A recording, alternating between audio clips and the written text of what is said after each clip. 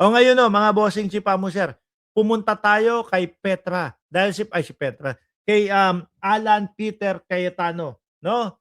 O, pumunta tayo kay Alan Peter Cayetano, mga kababayan.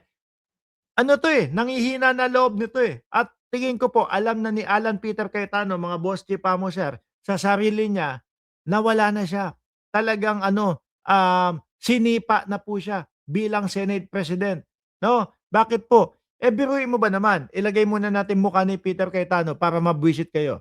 Tony Bantug, and nag-offer Biruin mo ba naman, mga kababayan, kung nasa tama ka, 'no, ikaw ba yung makikiusap dun sa kabilang panig? Kung alam mong nasa legal ang sitwasyon mo, ikaw ba yung ikaw ba yung parang, nagsusumamo doon sa kabilang panig? Hindi, 'di ba? Titindigan mo 'yan. Ako ang Senate President kung alam mo na tama ka talaga. Pero ito, parang gusto na pong manawagan o parang gustong utuin si Sherwin Gatchalian na mag-term sharing na lang, hati na lang tayo, 'no? Ngayon ako muna SP, tapos sa mga susunod na mga taon, ikaw naman, 'di ba, Amiel o De La Cruz watching from Toronto, Canada. Shout out sa iyo, sir, at Marinyo. Pero ang tanong, mauuto kaya ni Alan Peter Cayetano ito pong si Sherwin Gatchalian? Mukhang malabo po, 'di ba, Sir Diego Uy? ayaw namin maipit yung mga empleyado. Ulok ng putik ko, talaga namang idinahilan mo pa yung mga empleyado. Ano 'to, pananakot doon sa mga empleyado? O pagka nandiyan kayo, sa side kayo ni 'pag nandiyan kayo sa side ni, Sherwin Gatchalian, mahihirapan kayong makasuweldo. Gano'n ba, Peter Cayetano? Nang-uuto ka pang, bulbul ka.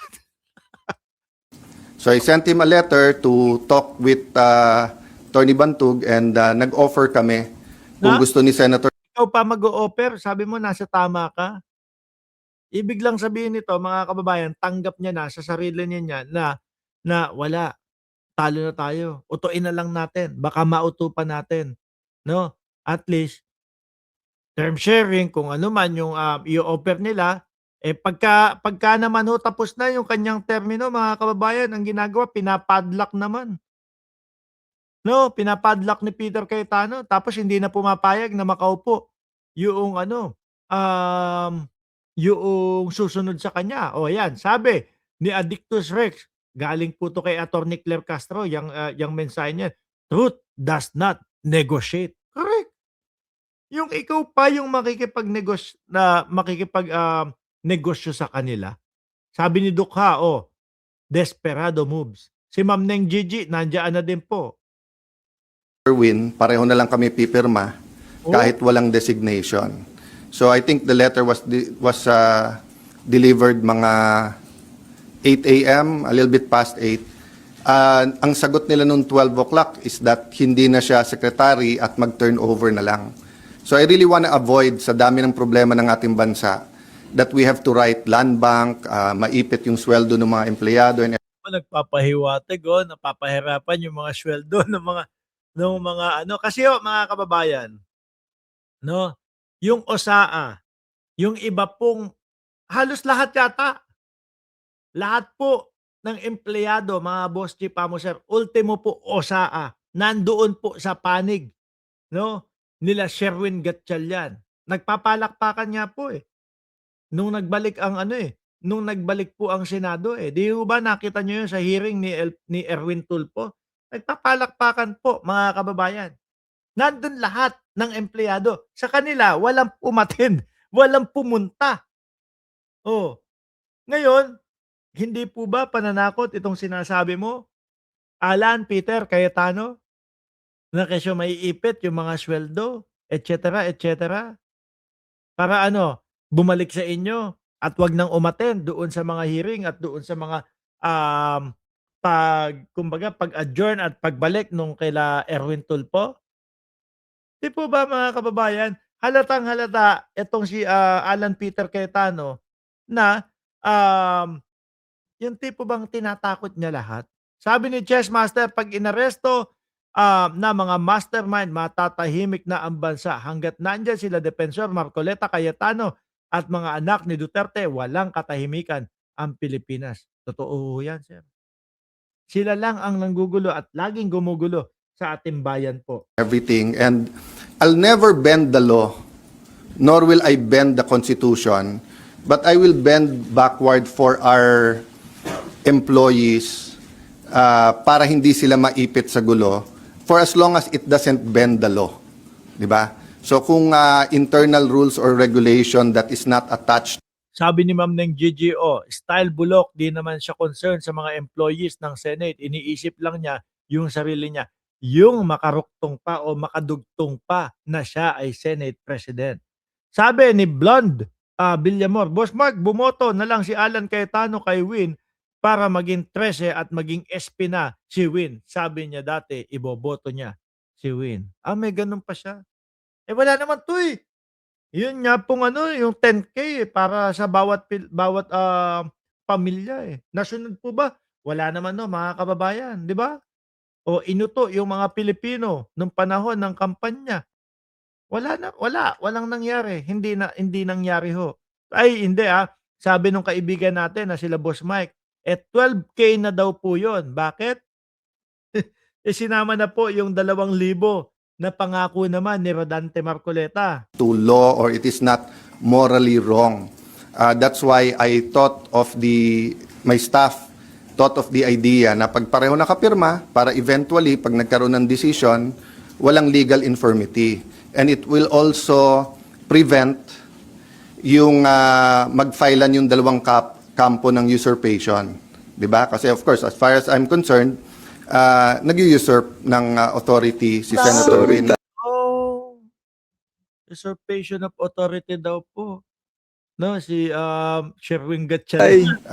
Because he's not really Nabigo the ako. acting president, pababa. Tang- Pero maraming ang problema ang ating bansa, why don't we focus on that? So, apparently, because ayaw nila pumayag, 2 Senado natin ngayon.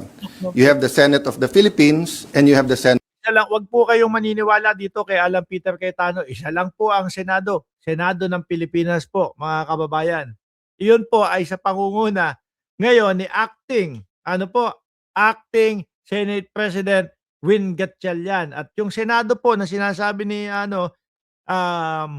yung kung meron man na pangalawang Senado ni Duterte na nakakulong ho dun sa dahig na sa katauhan po nila Alan Peter Cayetano. of Malacanang. No? So, yung Senate of Malacanang, Senate of Malacanang. Bulbul. Sabi ni Asniseta, Yumul, timawa sa posisyon, ayaw bumitiw. Kapit tuko, bumaba ka na 10K. O sabi, matapos na ginagawa mong gulo dyan, puro yabang. Simula pa lang naman po sa umpisa, mga boss mo sir, nang naupo si Alan Peter Cayetano bilang Senate President, meron po bang magandang nagawa? Unang araw, hindi. Unang araw, Bato de la Rosa agad.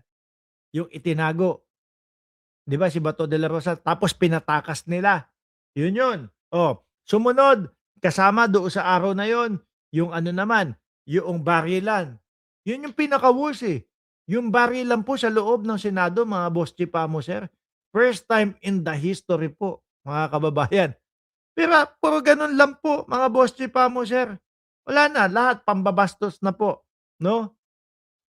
Kaya, sir, baba ka na. Ikinahihiya ka na ng mamamayang Pilipino. Sige ka. Malacanang had a hearing kanina and you have 2 Blue Ribbons Committee. Yung isa ay Committee de Absuelto na ang kanyang Committee de Absuelto daw ho. Parang kayo yun, mga boss. Ano?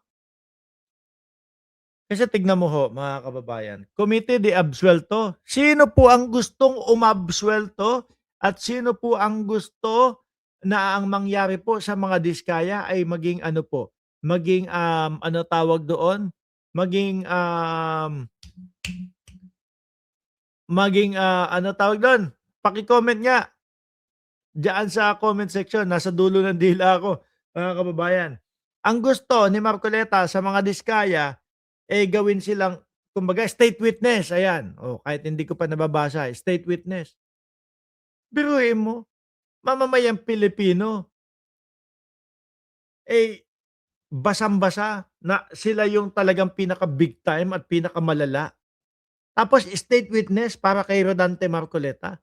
Baka yung kampo ninyo, si Loren Legarda, nabanggit din diyan, 'di ba, ng mga, um, marites ninyo. Oh, ngayon ano ano naman, biglang binawi naman. Baka diyaan sa inyo yung sinasabi nung, Senado de absuelto. Main work is paano i-absuelto yung mga high officials ng ating bansa at yung isa naman na seeking the truth. So am I Sino seeking the truth? Wag kang magagalit, Peter Cayetano, ha?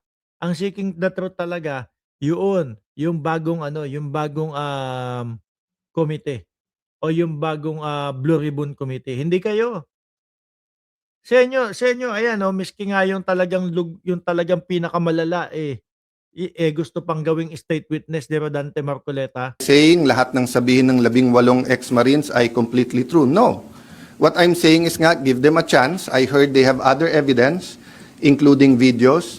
I heard Ba't hindi pa ilabas, sir? No, sanay na sanay itong mga ito. Meron kami ebidensya, meron kami ipapakita, madami kaming ganito, ganyan, 'no? Merong pero kailan ilalabas? Sa tamang panahon ang isasabihin po nila, ang isasagot nila.